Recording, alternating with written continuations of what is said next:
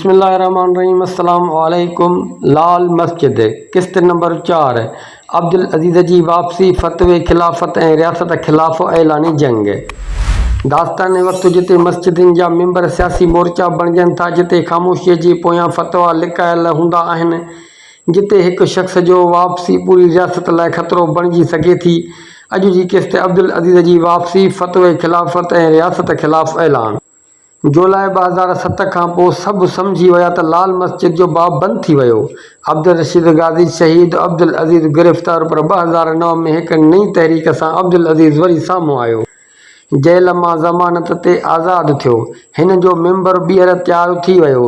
संदसि लहजो हाणे वधीक सख़्तु, वधीक ख़तरे वारो। लाल मस्जिद जूं भितियूं संदसि नालनि सां गूंजियूं। संदसि शागिर्दनि संदसि वापसीअ खे फ़तह करार ॾिनो, पर हुकूमत ख़ामोश छो? अब्दुल अज़ीज़ पंहिंजो पहिरियों फतवो 2010 में ॾिनो। जमहूरियत कुफ़र आहे। संदसि नारो इस्लामी ख़िलाफ़त ई हल आहे। पाकिस्तान जे आइनी ढांचे ते सिधो हमिलो। केस रोकण जे बदिरां पुलिस ख़ामोश तमाशाई। संदसि तक़रीरनि में धमकियूं, नफ़रत ऐं बग़ावत जी बुई हुई। केतिरा नौजवान लाल मस्जिद खे मुक़दस मोर्चो सम्झी रहिया हुआ ऐं अब्दुल अज़ीज़ संदसि अमीर। संदसि फतवाउनि में औरतुनि लाइ बि सख़्त ज़बान, बेपर्दगी, बेईमानी आहे। तालीमी इदारा मग़रिबी एजेंडा जा मर्कज़ आहिनि। संदसि बयान रुगो लफ़्ज़ न हुआ, अणॼाण ज़हननि लाइ हुकुम हुआ। हर जुमे जे ख़ुतबे में रियासत ते तनक़ीद, फ़ौज, अदलिया, हुक्मरान सभु संदसि फतवा जे ज़िद में। 2014 में हू बेपनाह ताक़तवर थी चुको हो।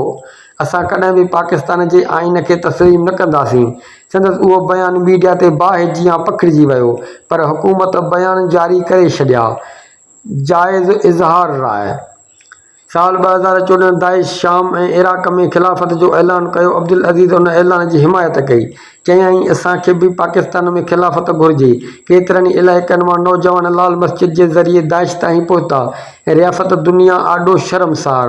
अक़वाम मुतहिदा, अमरीका ऐं यूरोपी इतिहाद सवाल पुछिया, अब्दुल अज़ीज़ ख़िलाफ़ कार्रवाई छो नथी थिए? पर पाकिस्तान में सियासी मजबूरियूं ग़ालिब।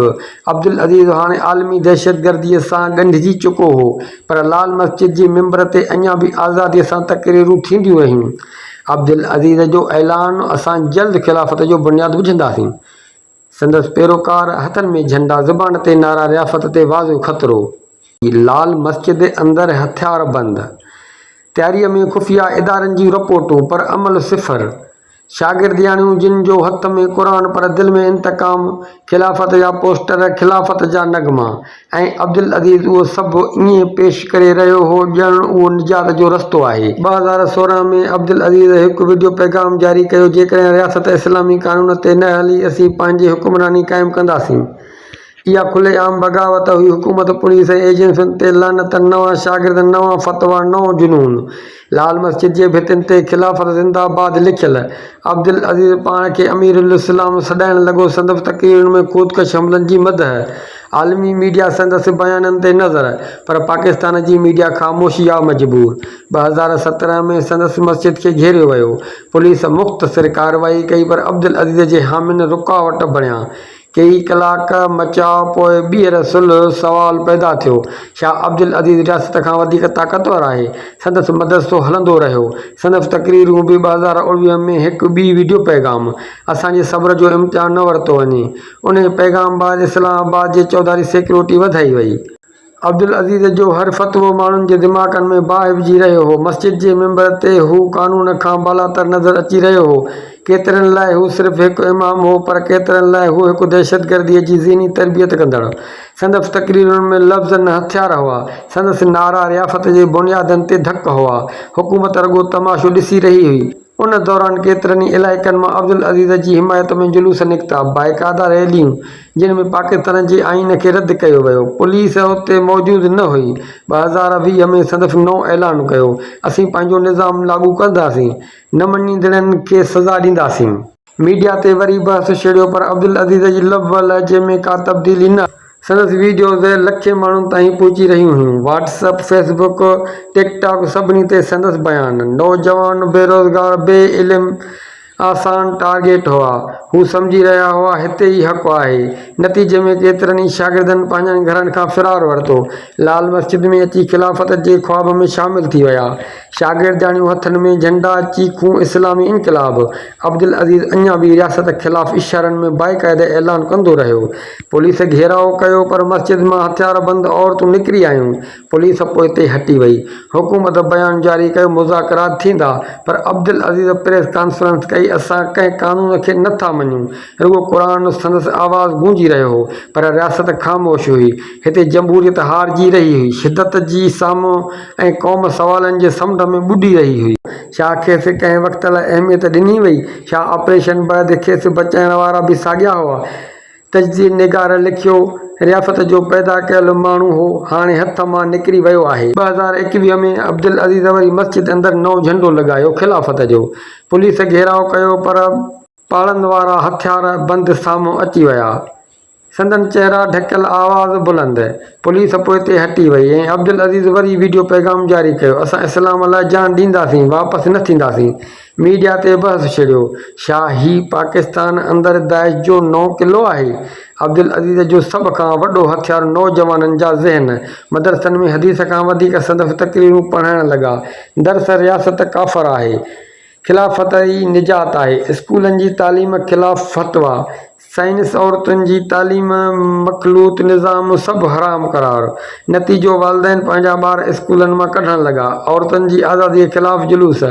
अब्दुल अज़ीज़ जी तक़रीरुनि में औरतुनि लाइ सख़्तु लफ़्ज़, हिक औरत फ़क़ति पर्दे में ई मुक़दस आहे।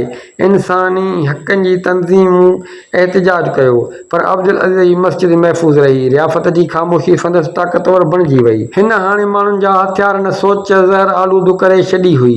संदसि तक़रीरूं मस्जिद खां ॿाहिरि मोबाइलनि ताईं पहुची वयूं। नौजवान सवाल न पुछंदा, फ़क़ति आमीन चवंदा हुआ। हू सम्झी रहिया हुआ त रियासत कुफ़र आहे, अब्दुल अज़ीज़ हक़। संदन गुज़वाए हिंद जा ख़्वाब ॿीहर जीआरे रहिया हुआ। केतिरनि इलाइक़नि मां इतलाउत मिलियूं, अब्दुल अज़ीज़ जा शागिर्द रावलपिंडी, कराची, कोयटा ताईं पहुची चुका आहिनि। खुफ़िया रिपोर्टूं मौजूदु, पर कार्रवाई न थी। क़ौम ॿीहर साॻी ग़लतीअ ॾांहुं वधी रही हुई। मस्जिद जिते दुआ हुजणु खपे, उते फ़तवा हुजे। अब्दुल अज़ीज़ जेको उस्ताद हुजणु खपे, पर हू कासिद बणिजी वियो हो। कासिद कंहिंजो, उहो सवाल रहिजी वियो। 2023 ताईं अब्दुल अज़ीज़ जी तक़रीरुनि जो सिलसिलो जारी रहियो। हू हाणे बि इस्लामी निज़ाम जो ख़्वाबु ॾेखारे रहियो आहे, पर हक़ीक़त दहशत, नफ़रत ऐं तरक़ीअ खां सवाइ कुझु नाहे। लाल मस्जिद अॼु बि साॻिए जाइ ते बीठल आहे, पर पाकिस्तान जी सियासत, अमन ऐं अवाम जो सफ़र ज़ख़्मी आहे। अब्दुल अज़ीज़ हिकु शख़्स न, हिकु सोच आहे। इहा सोच जेका बंदूक खां वधीक ख़तरनाक आहे। हाणे सवाल क़ौम खां आहे, छा हू ख़ामोश रहंदी या पंहिंजी औलाद जो मुस्तक़बिल बचाईंदी? छा हू मस्जिद खे इबादत लाइ छॾींदी या उन खे बग़ावत लाइ इस्तेमालु थींदो ॾिसंदी? वक़्तु अची चुको आहे फ़ैसिले जो। दास्ताने वक़्तु, जिते तारीख़ झुरे थी, जिते हक़ीक़त पधरी थिए थी, जिते मस्जिद सिर्फ़ इबादत नाहे पर मुस्तक़बिल जो फ़ैसिलो आहे। अब्दुल अज़ीज़ जूं फ़तवाऊं, ख़िलाफ़त जो ख़्वाब ऐं रियासत जी ख़ामोशी, इहे सभु फ़इलनि में दफ़न नथा थियनि। इहे ज़हननि में धक विझनि था। ईंदड़ क़िस्त में क़िस्त नंबर 5, लाल मस्जिद ऐं नओं नस्ल, छा दहशतगर्दी वरी जनम वठी रही आहे? सिर्फ़ दास्ताने वक़्त ते। अल्लाह हाफ़िज़।